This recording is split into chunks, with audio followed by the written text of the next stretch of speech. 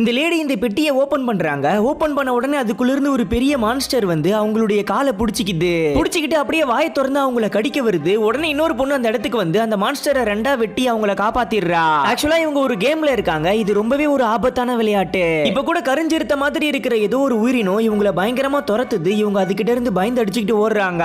அப்போ ஒருத்தர் முன்னாடி சரியா பார்க்காம ஓடி போய் ஒரு ஜெல்லிக்குள்ள சொருகிக்கிறாரு. இதுக்குள்ள மாட்டிக்கிட்டா வெளியே வர முடியாம அதுக்குள்ளேயே சிக்கி இறந்து போயிடுவாங்க.